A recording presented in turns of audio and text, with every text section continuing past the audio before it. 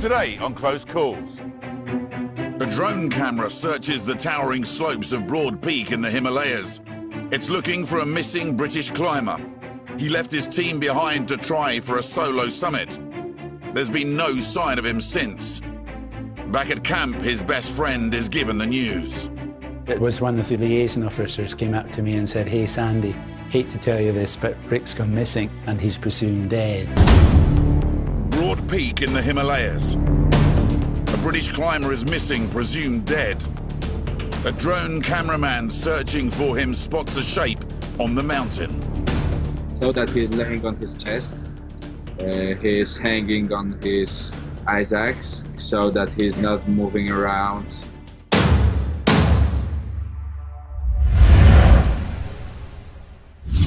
The men meet up in Islamabad in June and spend 10 days travelling to their base camp at 4,800 metres. Rick begins to document their trip. Then we spent the next almost 3 weeks getting ourselves acclimatised. They need time for their bodies to adjust to the lack of oxygen before they can attempt the ascent to the 8,000-metre summit. The normal route up is much easier than via the South Ridge, so they decide to use that to adjust to the altitude in the hope of reaching Camp 3 at 7,000 metres. But by the time they reach Camp 2, the weather has closed in, with high winds and snow.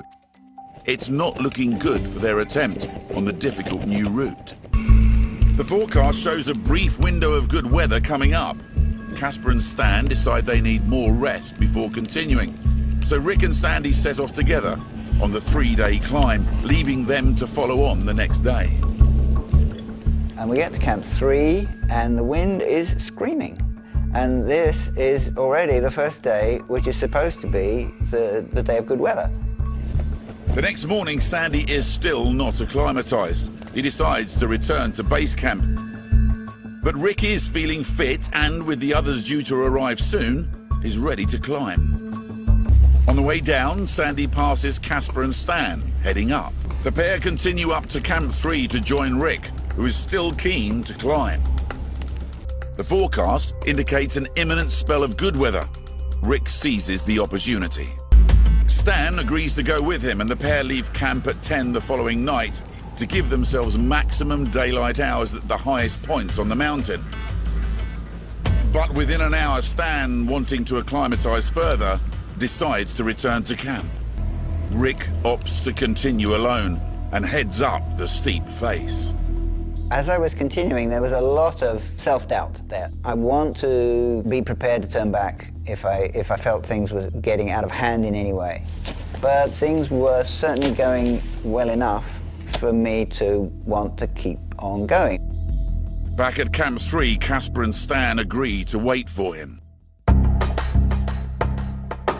It's been light for more than an hour by the time Rick reaches the top of the face the following morning. From here, a long ridge leads to the summit. Felt like I was probably an hour behind where I wanted to be, and I turn to the south and start climbing over this undulating ridge that goes on, and finally at 2 o'clock in the afternoon, in cloud, I reach the summit of Broad Peak. There's no view, so I propped my ice axe up against a bamboo wand and took a photograph of it, and decided to turn around and head back.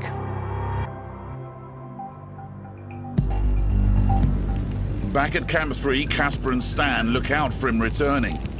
When they spot him on the col, it's already dusk. An hour later, fog descends and they lose sight of him. They decide to get some sleep.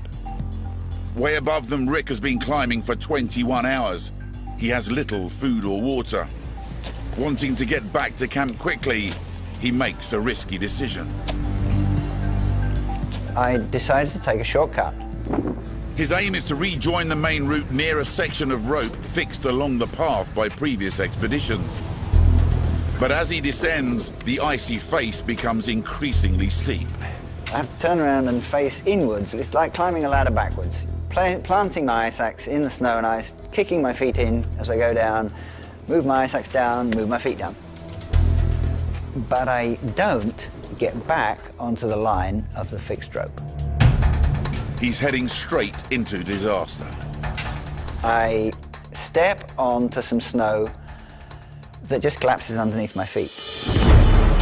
And so my ice axe just rips out and I drop. Rick is knocked unconscious, but through sheer luck lands on a mound of soft snow. At Camp 3, Casper and Stan continually check his tent throughout the night. At 4 a.m, it's still empty. And when he still hasn't arrived the next morning, their fears are confirmed. They ask a climber heading to the summit to look out for him. The route is riddled with crevasses, and the drop to the valley floor is a sheer plunge. Clinging to hope, the pair wait a few more hours before finally setting off down the mountain. They leave food in Rick's tent in the hope he might return. Back at base camp, Sandy is waiting expectantly. But then comes the news that Rick has vanished on the peak. It was one of the liaison officers came up to me and said, "Hey Sandy, hate to tell you this, but Rick's gone missing and he's presumed dead."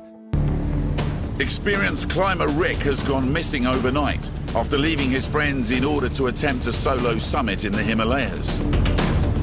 He's fallen down a steep, icy slope away from the main route and out of sight of other climbers. He's presumed dead. But during the night on the other side of the valley, at the K2 base camp, a cook catches sight of something tumbling down the mountain. Bartek, a television cameraman, is there to film his brother's upcoming bid to ski down K2. Concerned, they use a telescope and spot a shape on the mountain. Bartek sends a drone camera up to take a closer look. It reveals a fallen climber. The man is lying in a perilous position above an ice cliff. The motionless body suggests it might already be too late to save him. They send one of their team to the base camp at Broad Peak, where Sandy, Rick's longtime friend and climbing partner, is waiting for news. They tell him the climber they spotted was wearing a blue snowsuit. But some way above them on the icy slope, Rick is still alive. He survived the fall and has regained consciousness. At first light, he realizes he's descended too far and must try and claw his way back up the icy face to reach camp. Weak and exhausted, he's hallucinating. Every few steps, he falls asleep and experiences vivid dreams. But now there is something flying above him.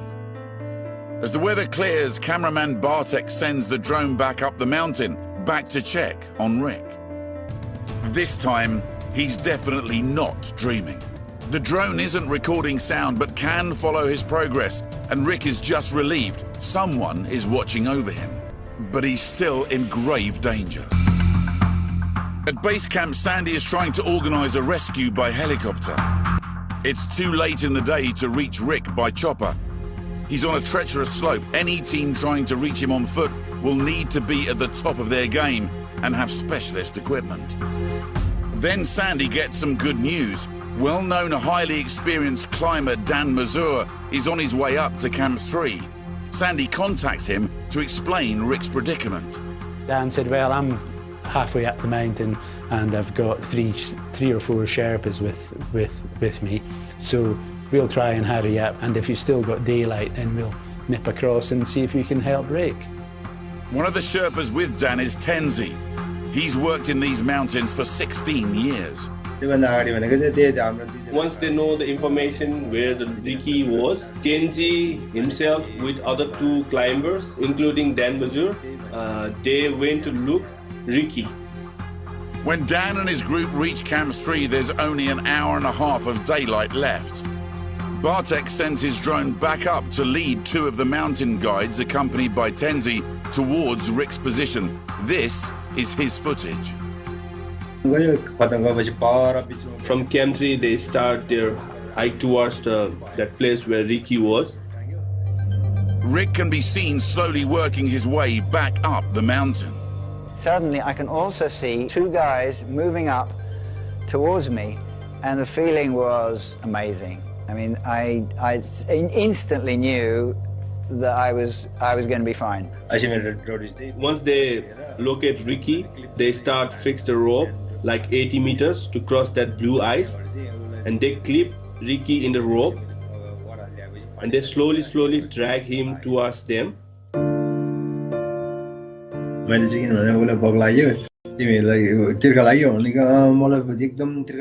So I gave him one bottle of water, which he drank very fast, and I gave him chocolate also. The climbers help Rick back to Camp 3, where another takes these photographs. They radio Sandy. When Dan came on the radio and said, "Hey, we've got him," I was just so relieved. Rick makes it back to base camp 36 hours later. I hugged them, but I know that Sandy was not best pleased with me because he didn't think that I made the right decision. And I completely recognize where he's coming from. I'm feeling like, well, I may have let the team down in terms of achieving what I wanted to achieve. I may have compromised what ultimately the team could have achieved. Rick is seen by the camp doctor, who confirms he has frostbite on his left foot and recommends a helicopter evacuation. It's a small price to pay. This event, as it unfolded on Broad Peak, was definitely a very close call for me. I am very grateful for the guys who went out of their way to come up and help me down.